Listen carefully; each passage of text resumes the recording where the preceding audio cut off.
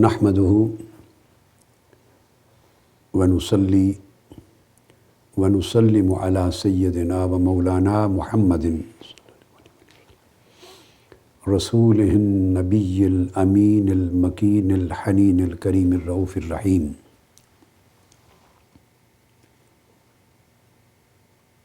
وعلى آله الطيبين الطاهرين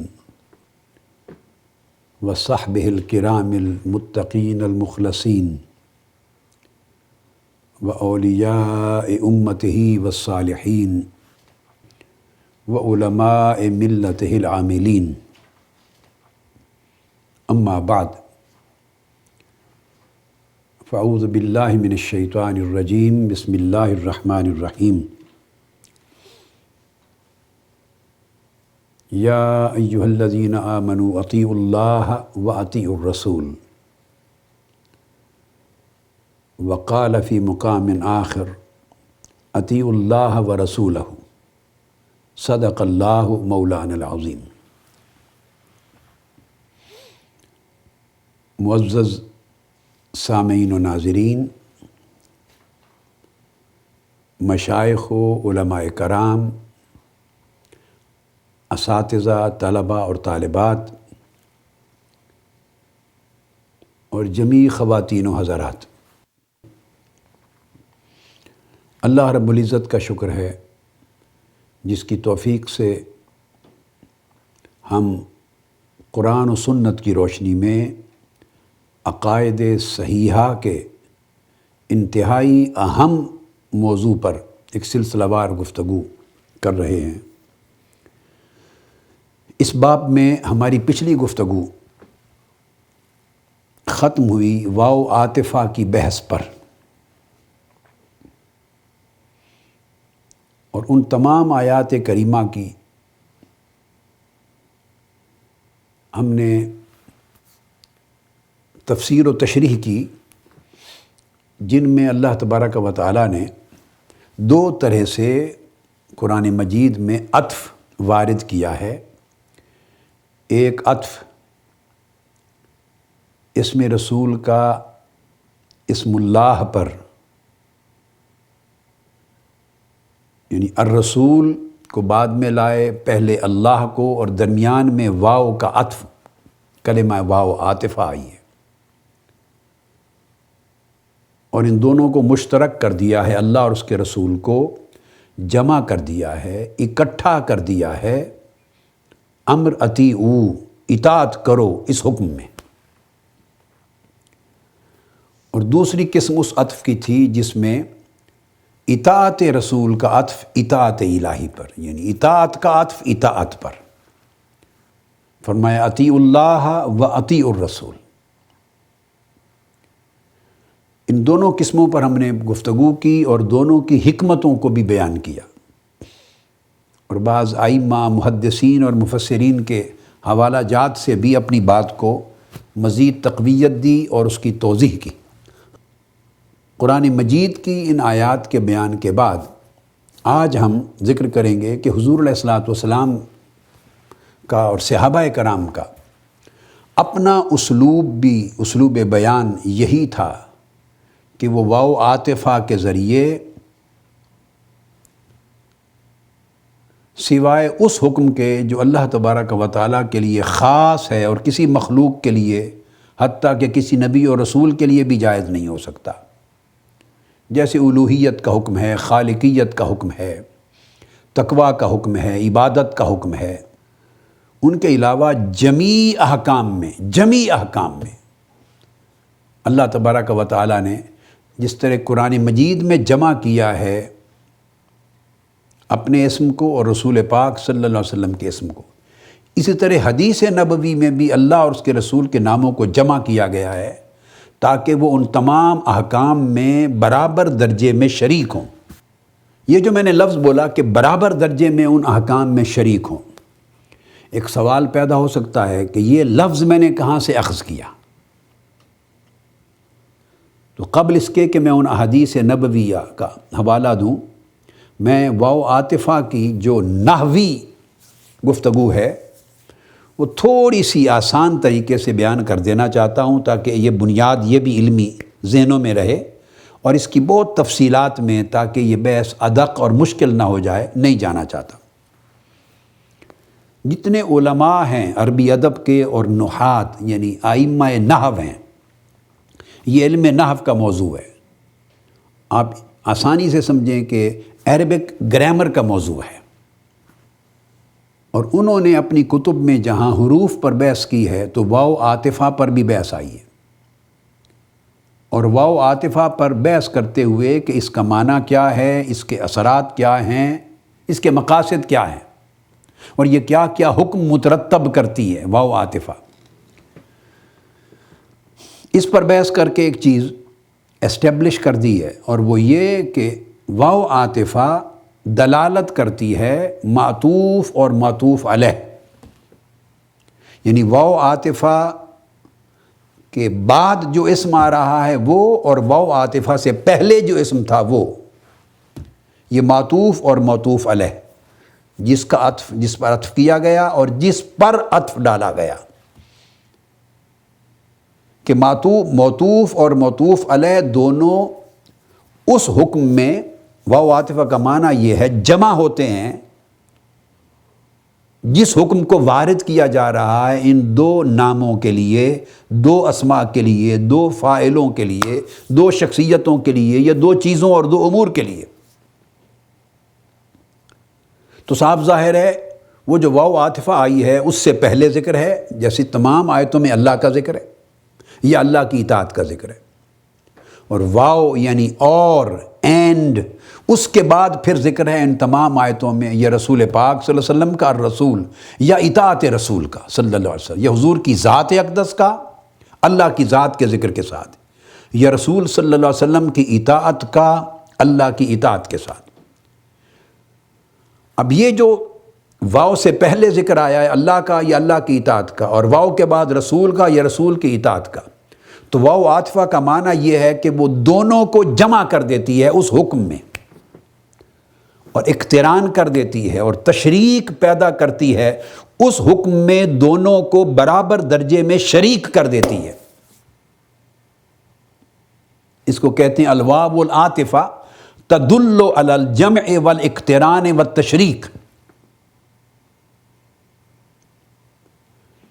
معطوف اور معطوف علیہ یعنی واو سے پہلے جس کا ذکر آیا اور واو اینڈ کے بعد جس کا ذکر آیا، ان دونوں کو جمع کرتی ہے اس حکم میں، یکجا کرتی ہے اور برابر شریک کرتی ہے۔ اس بحث کو بیان کیا گیا ہے ائمہ نحو کی ان تمام تفصیلات کو۔ امام سبکی کو اگر آپ پڑھیں الابہاج فی شرح المنہاج، اس کی جلد اول صفحہ 338، فرسٹ والیوم پیج 338 میں نحو کی یہ بحث واو عاطفہ کی، جس کا خلاصہ میں نے آسان طریقے سے بیان کر دیا، وہ پورا بیان کیا انہوں نے۔ اس طرح امام علامہ زرکشی البحر المحیط، یہ اصول کی کتابوں میں بھی یہ بحثیں آئی ہیں اور نحو کی کتابوں میں آئی ہیں، یہ اصول کی کتابیں، جلد 2 صفحہ 44 اور ابو سعید خلیل دمشقی یہ الفصول المفیدہ فی الواو المزیدہ، اس کے صفحہ 74 پر، تو ان کتب میں اور دیگر کتب میں یہ بحثیں آئی ہیں۔ بعضوں نے کہا جمع و ترتیب کے لیے آتی ہے واو عاطفہ، واو کہ معطوف اور معطوف علیہ یعنی واو سے پہلے اور واو کے بعد جن کا نام لیا گیا ان کو جمع کرنا حکم میں اور اس کی ترتیب مقرر کرنا۔ مگر جمہور نے کہا کہ جمع و ترتیب تو ہوتی ہی ہے مگر تشریک کے لیے آتی ہے، اس حکم میں دونوں کو برابر درجے کا شریک کر دیا جاتا ہے تاکہ کوئی اس سے اختلاف نہ کر سکے۔ اس بحث کو پھر آگے ان کتب میں نے جو بیان کیا اس میں امام ابو علی الفارسی کی بھی بحثیں ہیں، ائمہ نحو جو بصری ہیں بصریون کی بحثیں ہیں، کوفیون کی بحثیں ہیں، ابو سعید الصرافی کی بحثیں ہیں، مختلف جو مذاہب اور سکولز ہوئے ہیں علم نحو کے انہوں نے بڑی تفصیل کے ساتھ ان ساری چیزوں کو بیان کیا ہے اور قرآن کے حوالے دے دے کر اس کی شرح کی۔ یہ تو وہ چیز ہے پہلی جو اس وقت میں آپ کے ذہن نشین کرنا چاہتا تھا کہ جب واو عاطفہ آ گئی تو اس کا حکم کیا ہے۔ تو واو عاطفہ آ جانے کا حکم یہ ہے کہ جب فرمایا اطیعوا اللہ والرسول، تو گویا اللہ اور اللہ کے رسول کو واو عاطفہ نے اطاعت کے واجب ہونے اور لازم ہونے اور فرض ہونے کے حکم میں برابر درجے کا شریک کر دیا۔ یہ تشریک ہو گئی۔ اب رسول کی اطاعت کا واجب ہونا اسے اللہ کی اطاعت کے واجب ہونے سے جدا ہی نہیں کیا جا سکتا۔ یہ اصول کے قاعدے کے خلاف ہے، عربک گرامر کے خلاف ہے، عربی ادب کے خلاف ہے، عربک لٹریچر کے اصول کے خلاف ہے، قرآن کے اسلوب کے خلاف ہے، اللہ کی وحی کے منشا کے خلاف ہے۔ ان دو اطاعتوں کو اب جدا کوئی کر ہی نہیں سکتا۔ جن دو اطاعتوں کو اللہ رب العزت نے ایک ہی حکم اطیعوا کہہ کر واو عاطفہ کے ذریعے جوڑ دیا ہے، ان میں اقتران پیدا کر دیا ہے، ازدواج پیدا کر دیا ہے۔ اور نمبر 2 اس کا فائدہ یہ ہوا کہ اب اللہ اور اللہ کے رسول وجوب اطاعت کے حکم میں برابر درجے کے شریک ہو گئے۔ اللہ کی اطاعت اور رسول کی اطاعت، اس کی حیثیت برابر ہو گئی اپنے وجوب میں، اپنے لزوم میں، اپنی مینڈیٹوری کیپیسٹی میں، اپنی اوبلیگیٹری کیپیسٹی میں، اپنی فرضیت میں، اپنی حجیت میں۔ واو عاطفہ نے انہیں اس طرح جوڑ کر آپس میں باہم شریک کر دیا ہے۔ یہی وجہ ہے کہ پھر قرآن مجید میں اگر کسی چیز کا حکم نہ ہو تو چونکہ رسول کی اطاعت کو عین اللہ ہی کی اطاعت بنا دیا ہے، اور رسول کی اطاعت کا وجوب اور حجیت اللہ کی اطاعت کے واجب ہونے اور حجت ہونے کی طرح یکساں کر دیا ہے۔ یہی وجہ ہے کہ اگر کوئی حکم قرآن میں موجود نہ ہو اور رسول پاک صلی اللہ علیہ وسلم فرما دیں اپنی حدیث و سنت میں، تو وہ بھی اسی طرح واجب اور اللہ کی حد اور حکم بن جائے گا شریعت کی، جس طرح قرآن کا فرمایا ہوا حکم تھا۔ اسی وجہ سے میں نے پچھلی نشست یہاں پہ جا کے ختم کی کہ جو لوگ صرف قرآن کے حکم کو حجت مانتے ہیں اور فرمان رسول کو، حدیث رسول کو، سنت رسول کو حجت نہیں مانتے اور قرآن کی طرح یکساں حجت نہیں مانتے، تو میں نے ان کے لیے کہا تھا کہ وہ پھر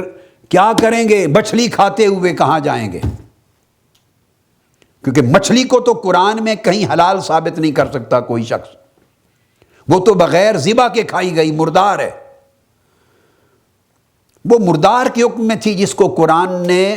عمومی حرمت میتہ کے تحت حرام کر دیا تھا، اس کو تو حلال کیا صرف رسول پاک صلی اللہ علیہ وسلم کی حدیث نے۔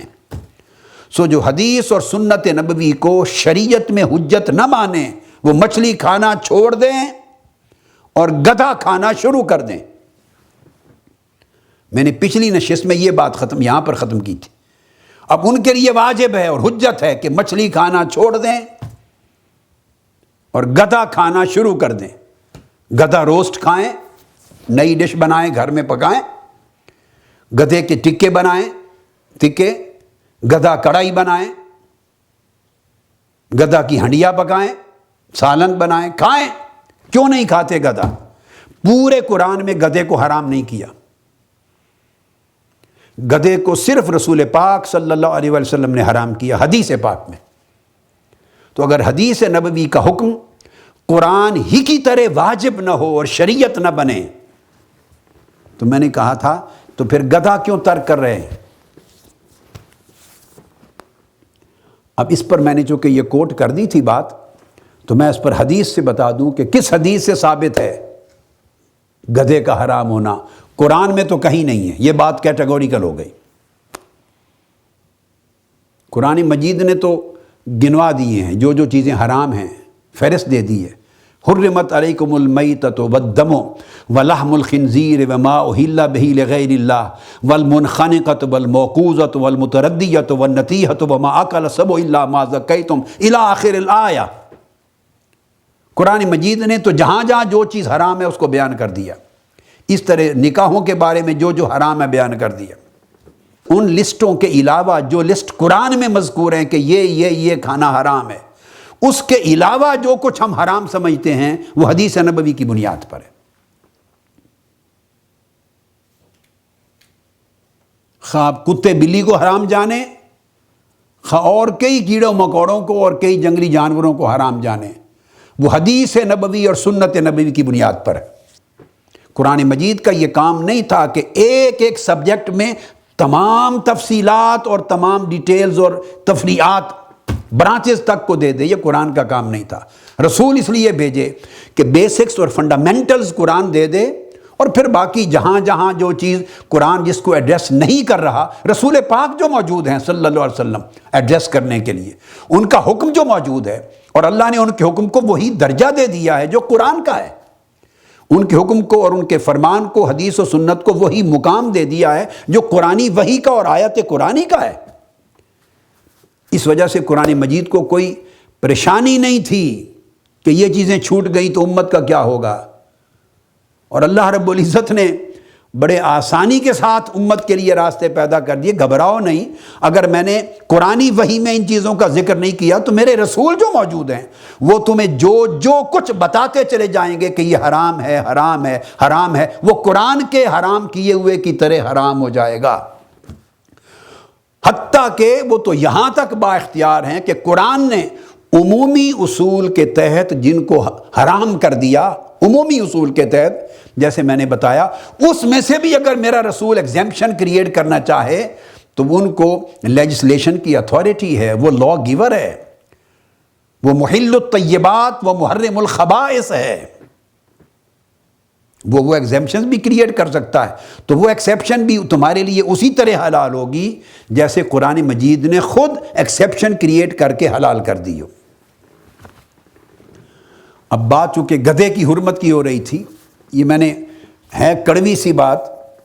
اور سچ بات ہے کہتے ہوئے میری طبیعت پہ بھی بوجھ آ رہا ہے میں چاہتا نہیں تھا، بہت میری طبیعت پہ بوجھ آ رہا ہے کہ کیا مثال میں نے دے دی، مگر اس مثال کو سمجھائے بغیر کچھ کند ذہنوں کے مغز میں بات اترنی نہیں تھی، ان کے دماغوں میں بات ڈالنے کے لیے ضروری تھا کہ یہ مثال دی جائے، اور یہ ہر بچہ بھی سمجھ جائے گا اور ان پڑھ ہل چلانے والا بھی سمجھ جائے گا کہ سنت نبوی کا مقام کیا ہے اور کیا حجت ہے اور کیا نہیں۔ تو حدیث پاک میں ہے، صحیح بخاری میں کتاب الجہاد والسیر، صحیح بخاری کی، اور باب التکبیر عند الحرب، یہ باب ہے، حدیث نمبر ہے صحیح بخاری کا 2829، 2829، یہ حدیث نمبر ہے۔ انس ابن مالک رضی اللہ تعالیٰ عنہ حدیث کے راوی ہیں۔ یہ میں نے واقعہ کل بیان کر دیا تھا۔ وہ فرماتے ہیں، قال فنادا مناد النبی صلی اللہ علیہ وآلہ وسلم، آقا علیہ السلام نے ایک صحابی کو بھیجا منادی کرنے کے لیے اور کہا جا کے منادی کرو، اور آقا علیہ السلام کے حکم پر صحابی نے ان الفاظ کے ساتھ منادی کی، اعلان کیا، کہا ان اللہ ورسولہ ینہیانکم عن لحوم الحمر فإنہا رجس، کہا کہ اللہ اور اللہ کے رسول نے تمہیں گدھوں کا گوشت کھانے سے منع کر دیا ہے اور ان کو حرام یعنی رجس، پلید ڈکلیئر کر دیا۔ وفی روایت فامر منادیا فنادى في الناس ان اللہ ورسولہ ینہیانکم عن لحوم الحمر الاہلیہ، اور آگے صحابی کہتے ہیں وَأُكْفِئَتِ الْقُدُورُ وَإِنَّهَا لَتَفُورُ بِاللَّحْمِ، وہ گدھے ذبح کر کے اس کے گوشت کو چھیل چھال کے پکا رہے تھے، سالن ہنڈیا بھری ہوئی تھی، ابل رہے تھے گوشت، کہ آقا علیہ السلام نے حکم دیا ایک صحابی کو بلا کے کہ جاؤ میری طرف سے ندا کرو، اعلان کر دو کہ اللہ اور اس کے رسول نے گدھوں کا گوشت حرام کر دیا ہے، یہ رجس ہیں، پلید ہیں۔ اب یہاں ایک بڑا آسان سا سوال ہے، اور سننے والے جن کے ذہن میں اس مسئلے پر تردد یا تأمل ہے وہ خود اس کا جواب تلاش کریں۔ جن کے ذہن میں کنفیوژن ہے وہ دور کرنا چاہتے ہیں، خود تلاش کریں کہ آقا علیہ السلام نے فرمایا صحابی کو کہ جا کے یہ کہو کہ اللہ اور اس کے رسول نے ینہیانکم، تثنیہ کا صیغہ ہے، دونوں نے حرام کر دیا ہے گدھوں کا گوشت، سو انڈیل دو، پھینک دو اپنی ہنڈیا کو، یہ حرام ہے، رجس سے پلید ہیں۔ سوال یہ ہے کہ رسول نے تو حرام کیا، کیونکہ رسول پاک صلی اللہ علیہ وسلم نے ہی صحابی کو بھیجا منادی کرنے کے لیے، اور آقا علیہ السلام کے حکم پر وہ منادی کر رہا ہے، اعلان کر رہا ہے، اور پکتے ہوئے گوشت اور سالن پھینکوا رہا ہے۔ آقا علیہ السلام نے تو کیا حرام، منع کیا، اللہ نے کہاں کیا ہے منع؟ یہ میرا سوال ہے۔ جو لوگ رسول کے حکم کو اللہ کے حکم سے جدا سمجھتے ہیں اور رسول کے حرام کرنے کے عمل کو، اختیار کو اللہ کے حرام کرنے سے مختلف سمجھتے ہیں، یعنی وہ تحریم جو قرآن میں آئے، جو لوگ اس تحریم سے اسے جدا سمجھتے ہیں جو تحریم سنت اور حدیث میں آئی ہے، یا حضور علیہ السلام کو تحریم کا اختیار نہیں مانتے کہ آقا علیہ السلام کے پاس صرف اچھائی کا حکم دینے، برائی سے منع کرنے جو قرآن میں آئی ہے اس کی اطلاع کرنے کا اذن تو ہے، مگر حلال کرنے یا کسی کو حرام قرار دینے کا اختیار نہیں جو قرآن میں بیان نہ ہو۔ جو لوگ اس وہم میں، گمراہی میں مبتلا ہیں، اب وہ اپنے آپ سے سوال کریں کہ ان اللہ نے بھی اور اس کے رسول نے اس کو منع کر دیا، حرام ڈکلیئر کر دیا، بتائیے اللہ نے کہاں حرام ڈکلیئر کیا ہے؟ اللہ نے کہاں منع کیا ہے؟ الحم سے والناس تک پورے قرآن مجید کی ایک آیت نہیں ہے جس میں اللہ نے گدھوں کو حرام ڈکلیئر کیا ہو اور گدھے کا گوشت کھانا حرمت اس میں بیان کر دی ہو۔ مگر رسول پاک صلی اللہ علیہ وسلم نے فرمایا جاؤ کہو اللہ اور اس کے رسول نے ینہیانکم، دونوں نے حرام کر دیا ہے، منع کر دیا گدھوں کا گوشت کھانا۔ تو اللہ اور اس کے رسول دونوں کو جمع کیوں کیا؟ یہ نقطہ جواب اس کا واو عاطفہ دے گی۔ واو عاطفہ کا کام یہ ہے کہ اگر اسم الہی اور اسم رسول کے درمیان آ گئی واو عاطفہ اور ینہیانکم حرام قرار دے دیا، منع کر دیا، اس حکم میں واو عاطفہ دونوں کو برابر درجے میں شریک کر دیتی ہے اور دونوں کے حکم میں وحدت اور عینیت پیدا کر دیتی ہے،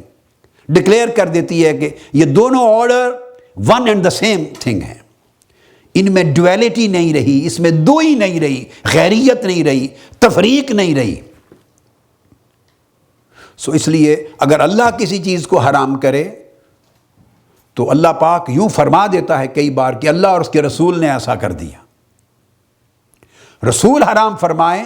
تو وہ فرما دیں گے اللہ اور اس کے رسول نے ایسا کر دیا۔ اب میں یہی جو نقطہ ہے اس کے اوپر ایک اور آیت کریمہ کوٹ کر کے آپ کو سمجھاتا ہوں قرآن مجید سے۔ قرآن مجید میں سورہ حجرات کی پہلی آیت ہے،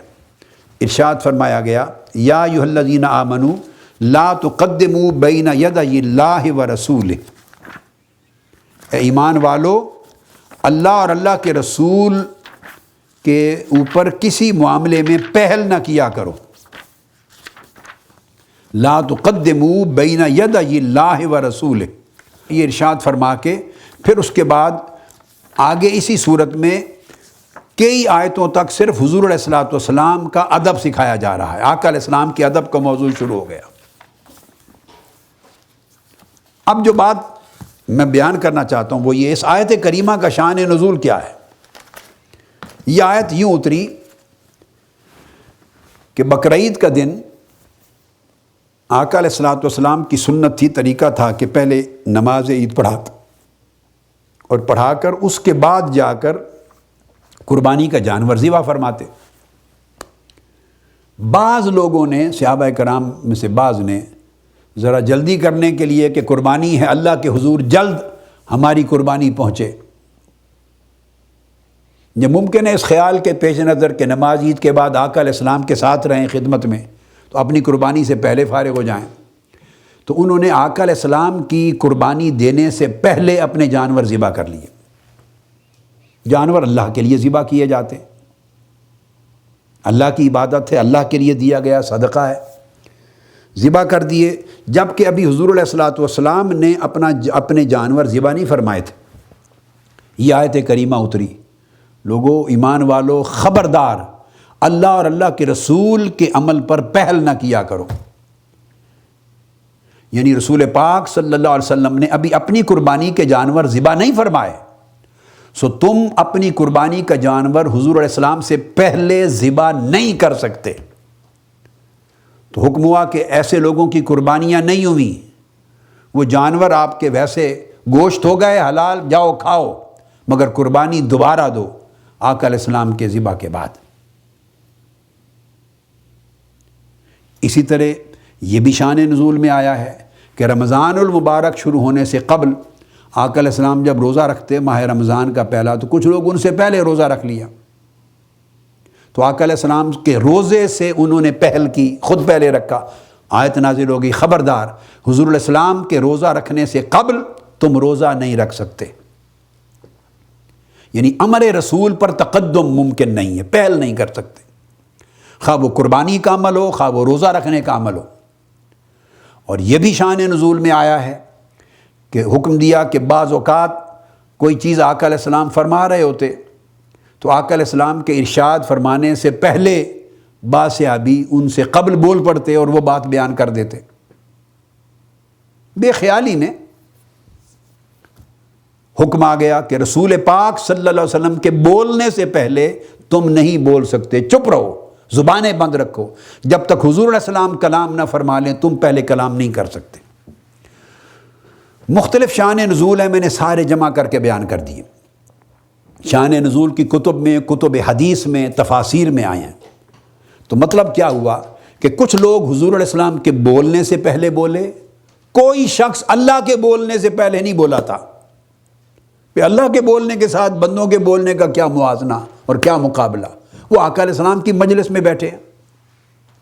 کون پہلے بول رہا ہے؟ آقا علیہ السلام نے کلام پہلے فرمایا یا صحابہ میں سے بعض نے؟ یہ تو مجلس کی بات ہے،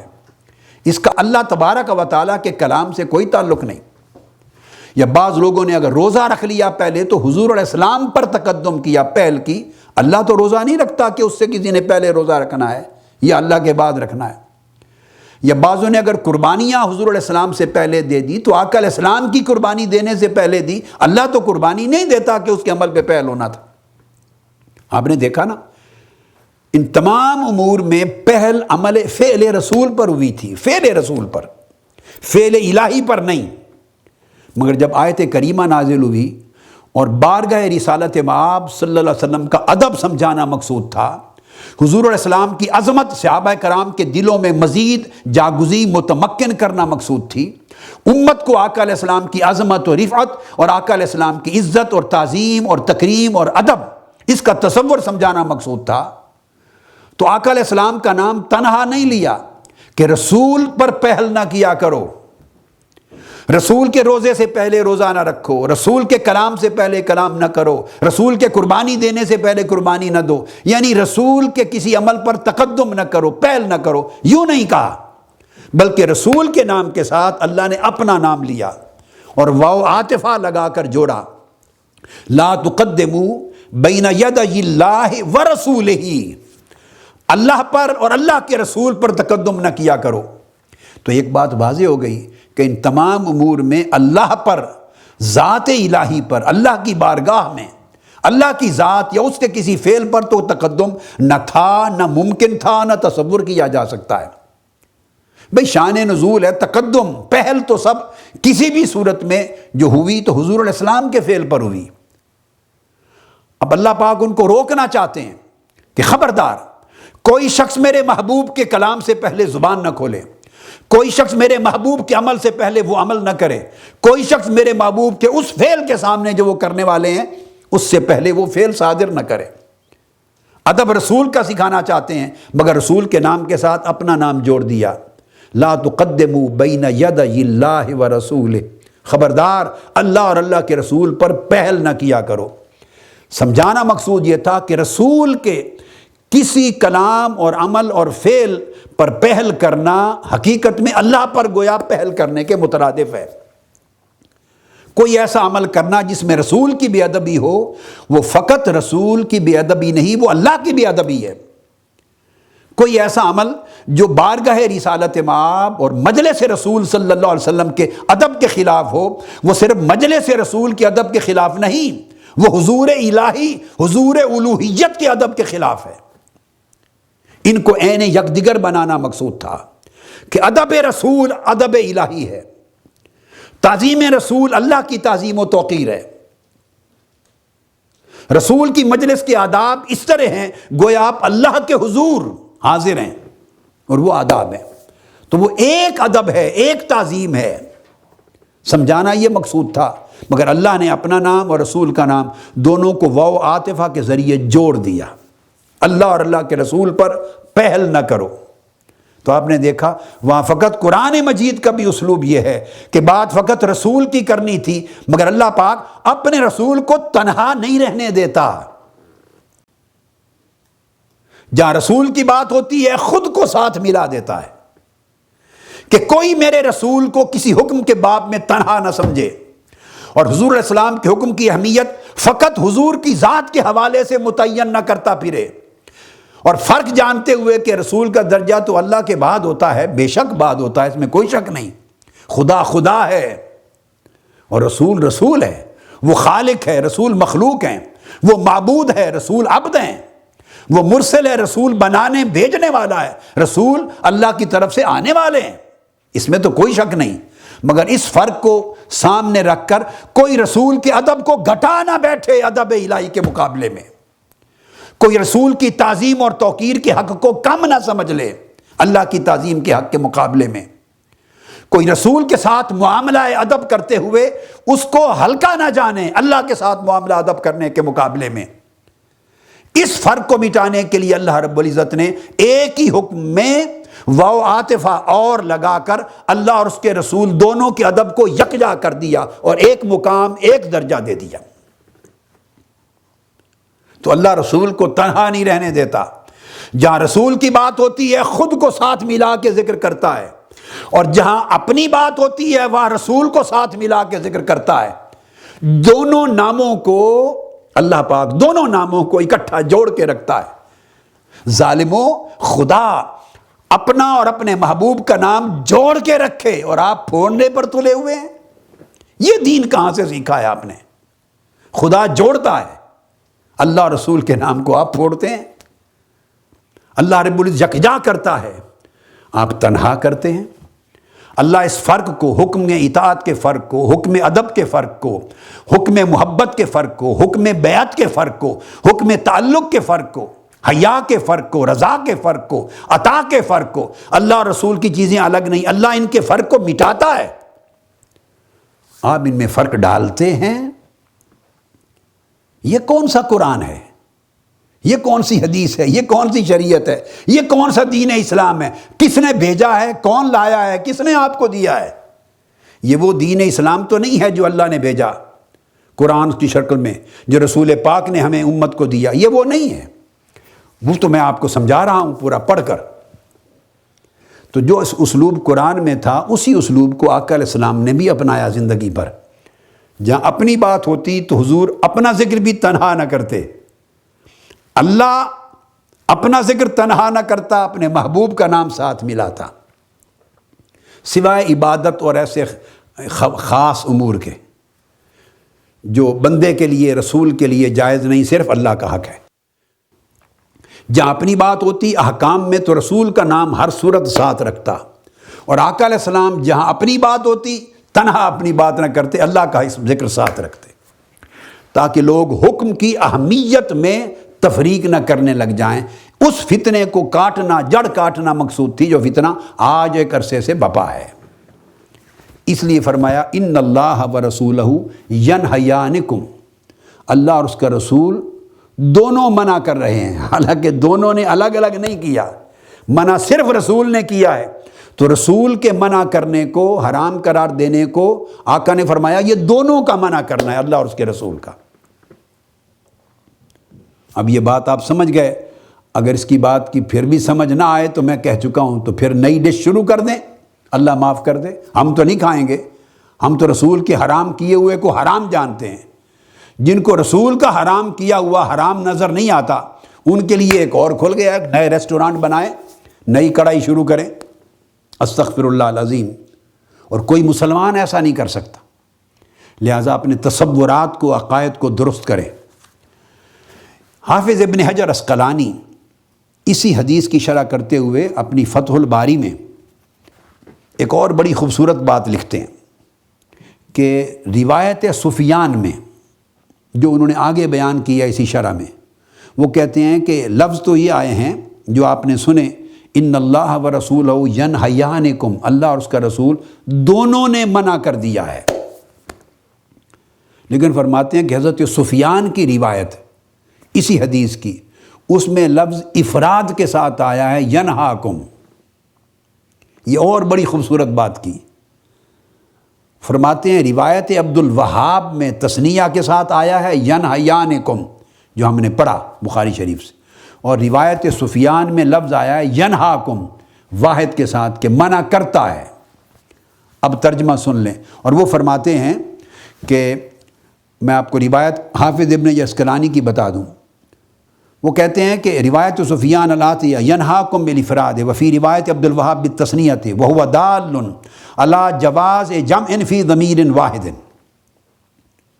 ایک نکتہ انہوں نے بیان کیا ہے کہ ضمیر واحد میں جمع کو بھی استعمال کیا جا سکتا ہے معنی کے لحاظ سے، یعنی ایک ضمیر واحد کی ہو اور ایک سے زائد کو مراد لے لیا جائے۔ اب وہ بیان یہ کرتے ہیں کہ اگر دوسری روایت لی جائے وہ بھی صحیح بخاری کی، تو اس کے لفظ ہیں ان اللہ و رسولہ ینہاکم، جس کو حافظ عسقلانی نے کہ اللہ اور اس کا رسول منع کرتا ہے، پھر معنی یہ ہوگا، غور سے دیکھیے۔ پہلا جو اصل متن ہے صحیح بخاری کا وہ ہے ان اللہ و رسولہ ینہیانکم، اللہ اور اس کے رسول دونوں نے منع کر دیا، دونوں منع فرما رہے ہیں۔ یہ جو گدھے ہیں ان کا گوشت کھانے سے وہ رجس ہیں، ناپاک ہیں، حرام ہیں۔ اور اگر دوسری روایت سفیان سے اس کو پڑھا جائے تو ہوگا ان اللہ و رسولہ ینہاکم، تو مطلب یہ ہوگا کہ اللہ اور اس کا رسول اس نے منع کر دیا ہے، گویا دونوں نے منع کر دیا ہے۔ تو عربی میں واحد کا ایک صیغہ لگا کر دونوں کا منع کرنا شامل کر دیا ہے، یہ کیس اسٹیبلش کرنے کے لیے کہ اللہ کا اور رسول کا منع کرنا الگ الگ دو منع کرنا نہیں ہے، اللہ کا منع کرنا ہی رسول کا منع کرنا، اور رسول کا منع کرنا ہی اللہ کا منع کرنا ہے۔ بھلے ضمیر جو ہے وہ صیغہ ضمیر واحد کی لگا دیں، بھلے تثنیہ دو کی لگا دیں، فرق نہیں پڑتا کہ اللہ اور رسول کی جو حرمت ہے وہ ایک ہی حرمت ہے، اور اللہ رسول کی تحریم حرام قرار دینا ایک ہی حرام قرار دینا ہے، اور اللہ رسول کا منع کرنا کسی شے سے ایک ہی منع کرنا ہے۔ تو یہ اس حدیث کو میں نے واضح کر دیا سمجھانے کے لیے کہ واو عاطفہ کے ساتھ اللہ تبارک و تعالیٰ نے حضور صلی اللہ علیہ وآلہ وسلم کو ہمیشہ ان تمام احکامات میں اپنے نام کے ساتھ جمع کیا۔ اب یہی اسلوب میں نے عرض کیا آقا علیہ السلام کا اپنے، جیسے آپ نے دیکھ لیا صحیح بخاری کی اس حدیث میں، یہ آقا علیہ السلام بھی اپناتے اور صحابہ کرام بھی اپناتے، اور اب میں ان احادیث کو تیزی کے ساتھ کوٹ کروں گا۔ آج کی نشست میں تھوڑا ٹائم ہے، میں وہ دے لوں گا، پھر باقی اگلی نشست میں آئیں گی، سمجھانے کے لیے کہ قرآن مجید کی طرح آقا علیہ السلام کا اسلوب اور طریقہ کار اور صحابہ کرام کا بھی یہی تھا، یعنی دین کا سٹینڈرڈ یہ ہے۔ اب حضرت عائشہ صدیقہ رضی اللہ تعالیٰ عنہ کا کلام سن لیجئے، وہ روایت کرتی ہیں ان عائشہ رضی اللہ تعالیٰ عنہ، ام المومنین حضرت سیدہ عائشہ صدیقہ رضی اللہ تعالیٰ عنہ روایت کرتی ہیں، وہ کہتی ہیں کہ رسول پاک صلی اللہ علیہ وآلہ وسلم نے سعد بن معاذ کو قالت ان رسول اللہ صلی اللہ علیہ وسلم قال لسعد بن معاذ فی قصۃ محاصرۃ بنی قریظہ، بنو قریظہ کا محاصرہ کیا گیا تھا، اس واقعہ میں حضرت سعد کو بھیجا فیصلہ کرنے کے لیے حکم بنا کر، ثالث بنا کر۔ تو وہ جو انہوں نے فیصلہ کیا اس پر آقا علیہ الصلوۃ والسلام نے فرمایا حضرت سعد کو، انہوں نے کہا لقد حکمت بحکم اللہ و حکم رسولہ، سعد تو نے صحیح فیصلہ کیا اللہ کے حکم اور اللہ کے رسول کے حکم کے مطابق۔ حکم آقا علیہ السلام نے دیا تھا، مگر فرمایا تو نے اللہ اور اللہ کے رسول کے حکم کے مطابق فیصلہ کیا ہے۔ آقا علیہ السلام نے اسی طرح واو عاطفہ کے ساتھ اللہ کا حکم اور رسول کا حکم جوڑ دیا۔ تو نہ اللہ نے اپنے حکم اور رسول کے حکم کو کبھی پھوڑا اور جدا کیا، نہ رسول پاک صلی اللہ علیہ وسلم نے اپنے عمل میں اپنا حکم اور اللہ کا حکم اس کو کبھی جدا کیا، اکٹھا رکھا۔ اب ایک اور حدیث ہے، وہ ابو ہریرہ رضی اللہ تعالیٰ عنہ حدیث کے راوی ہیں، اور جو حدیث ابھی کوٹ کر رہا ہوں اس میں آقا علیہ السلام نے فرمایا انا اولا بالمؤمنین من انفسہم فمن ترک دینا فالیہ، یہ بھی متفق علیہ حدیث ہے بخاری مسلم کی، کہ میں مومنوں کی جانوں سے بھی زیادہ قریب ہوں ان کے۔ یہ لفظ بھی آقا علیہ السلام کے، آقا کی حدیث و سنت کے قیامت تک اہل ایمان کے لیے حجت ہونے پر دلالت کرتی ہے۔ میں ان کی جانوں سے بھی زیادہ رکھوالا ہوں، ان کی جانوں سے بھی زیادہ محبوب ہوں، ان کی جانوں سے بھی بڑھ کر ان کا محافظ و ذمہ دار ہوں، اور ان کی جانوں سے بھی بڑھ کر ان کے قریب ہوں۔ آقا علیہ السلام مومنوں کی جانوں سے بڑھ کر قریب ہونے کی بات کریں، ہم اپنی جانوں سے ان کی قربت کو دور کرنا چاہتے ہیں، کبھی ان کی محبت کو دور کرتے ہیں، کبھی ان کی ادب اور تعظیم کو دور کرتے ہیں، کبھی ان کی حدیث و سنت کی حجیت کو دور کرتے ہیں، ہم پتہ نہیں کس کس طریقے سے دور کرتے ہیں، استغفر اللہ۔ یہ حدیث تھی کہ میں مومنوں کی جانوں کے بھی زیادہ قریب ہوں، پر جو شخص فوت ہو جائے اور قرض اپنے ذمے چھوڑ جائے تو اس قرض کی ادائیگی میرے اوپر واجب ہے۔ یہ صحابہ کرام کو فرمایا کرتے تھے،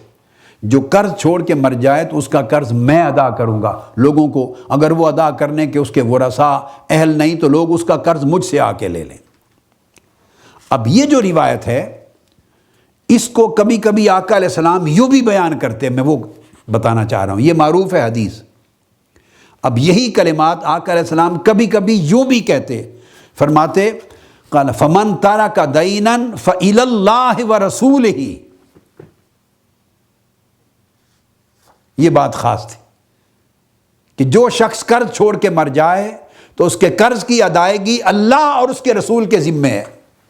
اب بولیے رسول پاک صلی اللہ علیہ وسلم کے ذمے تو ہو گئی کہ آپ نے اپنا ذمہ خود لے لیا، ذمے لے لی وہ قرض کی ادائیگی، اور فرمایا میں مومنوں کی جانوں سے بھی زیادہ قریب ہوں، سو ان کا قرض اگر کوئی ادا کرنے والا نہیں تو صحابہ کرام سے فرماتے میں ادا کروں گا۔ اپنے ذمے تو لے لی، اللہ کے ذمے کیسے ہوگی؟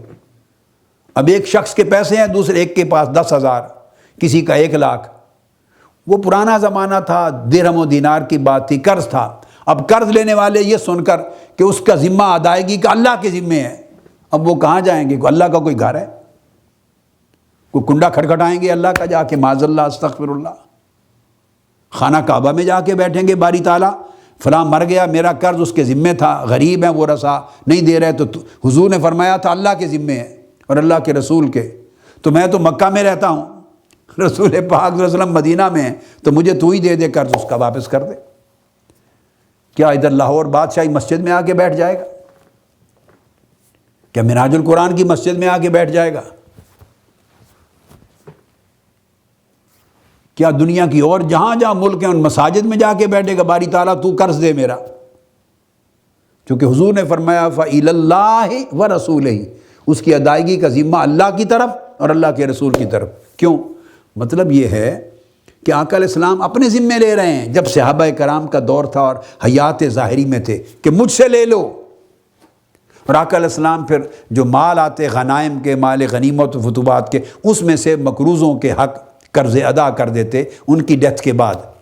قرض داروں کو، قرض خواہوں کو۔ اگر وہ رسا اس کی دولت اور وراثت میں سے ادا کرنے کی پوزیشن میں نہ ہوتے، حکم تھا کہ پہلے قرض ادا کیا جائے، بعد میں وراثت تقسیم کی جائے، پہلے قرض ادا ہو، پھر وصیت پر عمل ہو، پھر وراثت تقسیم کی جائے۔ مگر سچویشن ہے کہ پیسے وراثت بچی نہیں، مقروض تھا، فوت ہو گیا، تو فرماتے اگر قرض دینے والا اب کوئی نہیں رہا تو میں ذمہ دار ہوں، ان کی جانوں کے قریب ہوں، مجھ سے آ کے لے لو۔ تو آپ پھر سرکاری خزانے سے ادا کرتے۔ اب گویا حکم اپنی ذات اقدس کے لیے دے رہے ہیں مگر اللہ کے نام کو ساتھ ملا دیا، کیونکہ اگر حضور عطا کر رہے ہیں کسی کو تو وہ گویا اللہ عطا کر رہا ہے۔ آقا علیہ السلام کسی قرض مانگنے والے کو اس کا قرض دے رہے ہیں، ادا کر رہے ہیں، تو گویا اللہ کی طرف سے ادائیگی ہو رہی ہے۔ تو اپنے عمل کو اللہ کے عمل میں شریک کر دیا، واو کے ساتھ تشریک، ایک ہی عمل بنا دیا۔ اب آپ کے ذہن میں ایک سوال پیدا ہو سکتا ہے کہ اس کا اطلاق آج کیسے ہوگا؟ بڑی سادہ سی بات ہے بھائی، جب فرما دیا وَإِلَى اللَّهِ وَرَسُولِهِ یا وَإِلَيَّ میرے ذمے ہے، تو اب حضور کے اس حوالے سے حضور کے نائبین امت مسلمہ میں جب اسلامی ریاست بن گئی تو حکمرانوں کے ذمے ہو گیا۔ آقا علیہ السلام کی نیابت میں، آقا علیہ السلام کی نمائندگی کرتے ہوئے آقا علیہ السلام حکمران کی حیثیت سے سمجھا رہے ہیں کہ لوگوں، کوئی شخص قرض چھوڑ کر نہ مرے۔ اگر لوگ مقروض ہوں اور مر جائیں اور ان کا قرض غریب بچے ادا کرنے کے قابل نہ ہوں تو قیامت کے دن مقروض پوچھا جائے گا، اور اس کا عذاب اور وبال اس ریاست کے صدر، وزیر اعظم، گورنر، وزیر اعلیٰ اور وزیروں کے اوپر ہوگا جو قوم کے خزانے کے اوپر وارث ہیں اور اژدہا اور گنجا سانپ بن کر قوم کا خزانہ لوٹ کے کھاتے ہیں۔ جہاں لوگ قرض کے بغیر زندہ نہیں رہ سکتے، بھوک سے مر رہے ہیں، قرض ان کی زندگی کا سہارا ہے، اور قرض مر گئے، کسی قرض والے کو قرض ادا نہیں ہو سکتا، تو یہ جو عذاب اور وبال ہوگا اس کا ذمہ داری ریاست پر ہوگی، حکومت پر ہوگی کہ وہ اپنی ریاست میں، سوسائٹی میں ایک شخص بھی ایسا نہ چھوڑے جو قرض چھوڑ کے مرے۔ ہر شخص کو اتنے وسائل مہیا ہو کہ وہ قرض لیے بغیر زندگی گزارے، اور اگر قرض لے تو قرض ادا کر کے مرے، یا پچھلے قرض ادا کر سکیں وسائل میں سے۔ مقروض حالت میں کوئی نہ مرے۔ یہاں پوری سوسائٹی کے کروڑوں لوگ قرض کی حالت میں جی رہے ہیں، قرض کی حالت میں مر رہے ہیں۔ قرض تو قرض رہا، اب تو حرام کھا کر جی رہے ہیں، اور حکمرانوں کو سرے سے اس کی پرواہ نہیں ہے۔ تو یہ گویا اب شریعت نے فرض قائم کر دیا۔ اللہ اور اللہ کے رسول کے ذمے ہونے کا مطلب ہے اسلامی حکمرانوں کے ذمے، اسلامی حکومت کے ذمے، سلطنت کے ذمے، ریاست کے ذمے ہے کہ قومی خزانے سے ادا کرے۔ تو آج یہ ان دو حدیث کے بیان پر اکتفا کرتے ہیں، اور انشاءاللہ تعالی اگلی نشست سے اسی مضمون کو آگے تکمیل کریں گے۔ وما علینا الا البلاغ۔